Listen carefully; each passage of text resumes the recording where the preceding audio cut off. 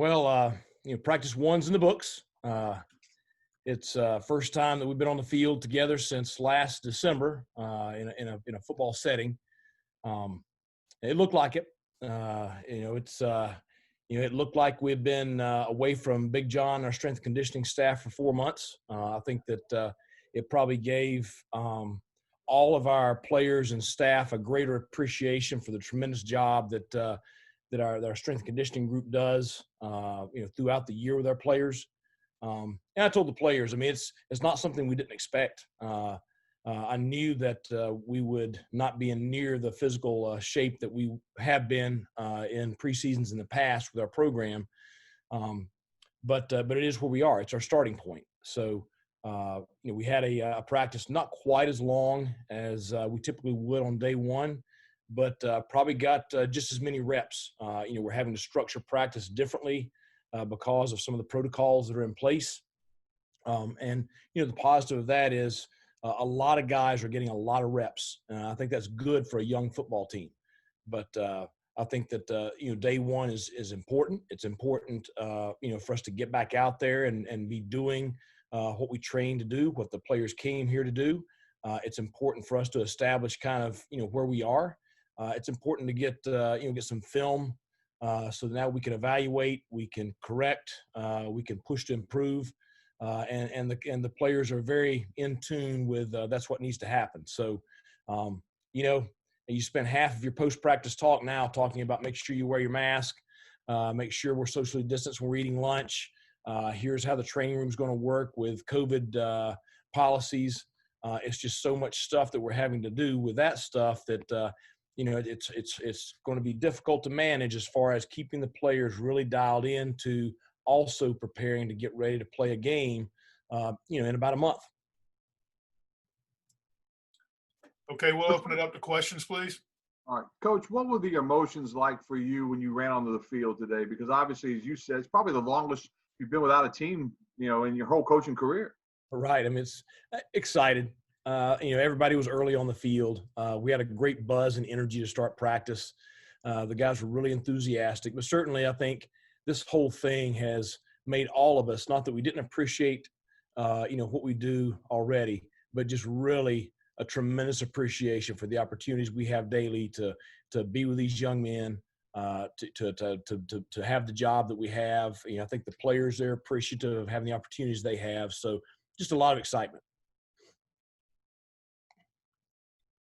Mike, we just spent some time with John Gilbert asking him about schedules and what ifs and teams and all that. Today specifically, I mean, do you have to have the mindset of you're playing August 29th and your team has to be ready regardless of everything else that's going on with the uncertainty? What I talk to the players about after practice is, we can't worry about anything past today and tomorrow. I mean, we've got to have a very, very short focus. We've got to focus on, this afternoon and getting ready for tomorrow morning's practice and having a better practice tomorrow than what we had today. I think that's got to be where we are right now. It's just we've been through too much. There's been too much taken away. For us, I really don't care when we play. I don't care when we play, don't care where we play. We'll be ready, but we can't worry about that right now. We've really got to, more so than ever, we've got to really focus on us right now and our preparation. Coach, a new defensive coordinator, new defense. Obviously, you didn't have spring ball, so talk a little bit about how you're going to prepare in that situation. Well, you can't do anything about what was taken away. It's not fair to Coach Harrell. It's not fair to the players, but nobody cares. So, the walkthroughs have been good because they've allowed us to install the defense. But walkthroughs and then live moving bullets are two totally different things. And you add in the heat and the conditioning element, and your brain kind of goes away sometimes as a player. So we had a lot of busts. But we also did some good things. I think the players overall are very, very excited about the defense. They're excited about the diversity of it. They're excited about the aggressiveness of it. They're excited about the energy of the defensive staff. So, it's square one. That's where we are. Tomorrow's square two. Blake's an experienced coach. He's been through this a lot of times, so he'll move at the proper pace to ensure that our guys are not only getting the install in, but also doing it right.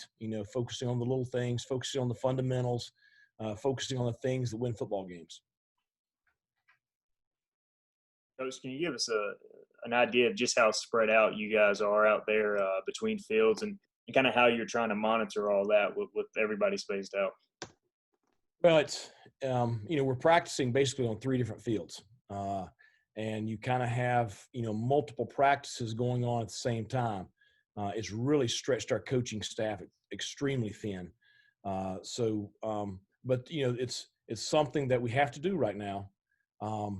It's a deal where we're trying to keep the guys when they're not in the either 7-on-7, 9-on-9, 11-on-11, whatever it is that we're in. We're trying to keep the guys really spaced out if they're not involved in that direct drill. So on the sidelines, everybody's spaced out. If they have their helmet off, they got their mask up.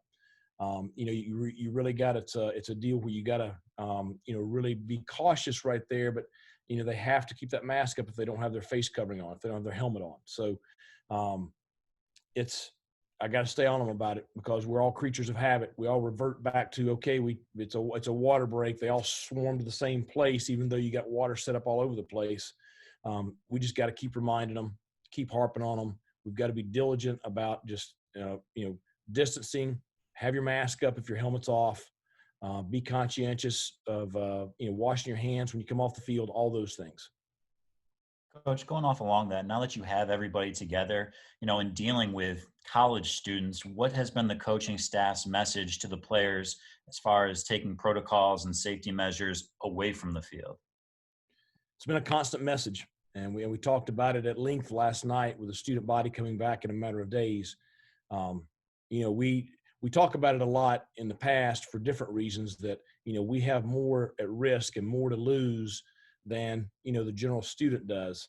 It's even more so, this year. We've got a decent control, on the virus right now, if you can call it that. What I worry about is somebody exposing themselves to somebody that has a positive and bring it back into our locker room. And when we talk about we've got to be diligent with our distancing and who we're around. And 18 to 21-year-old males, you guys think back to when you were 18 to 21 years old, okay? But there's more at risk now. So they've got to be even more disciplined and diligent with their interactions with whomever it is. Mike, other conference. I'm sorry, go ahead. Mike, other conferences like the ACC, the SEC have done away with non-conference games, but by all indications, it looks like the Marshall game is going to happen.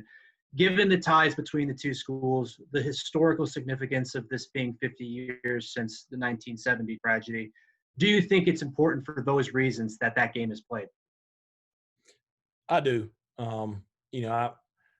Long before I was the head coach at East Carolina University, you knew about the plane crash, and then all of us have seen the movie, and certainly it's a tragic event that really led to an inspirational resurgence in their program there. And I think no one can deny the connections between the two programs.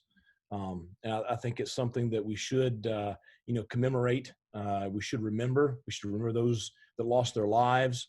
We should remember the way, Marshall pushed on. We should also remember the way that the rivalry that there was between the two schools. So I think for so many reasons, this game is an important one. And not that I'm not going to sit here and say that it's more important than our conference games, but I think it's a very important one from many standpoints. Coach, can you provide us with a roster update? Has everyone that you expected to reported, and where do things stand in that regard? Well, we have everyone here, with us except for Ryan Jones. He still has to complete his degree at the University of Oklahoma, and so until all that process is out, he cannot join us. Everyone else is here with us. Everyone practiced today. We had a couple that were quarantined still, but the rest of them practiced today. So we had I don't know how many we had out there, but it was well over 100. Coach, what's kind of your confidence level in the offense with all the pieces you've got returning from last year? Well, I think certainly I believe in the guys that we have coming back from last year. Today I don't think I think we had some flashes. I think we've got a long ways to go with the conditioning and getting back in sync and on the same page with each other. But we have a starting quarterback back. We have multiple skill players back. We've had some additions there. Our offensive line, we've had some additions there. So I think we have potential. But potential's not what we're after. We're after performance. So performance is the key thing that we've got to focus on, is taking that potential and turning it into making plays on the field.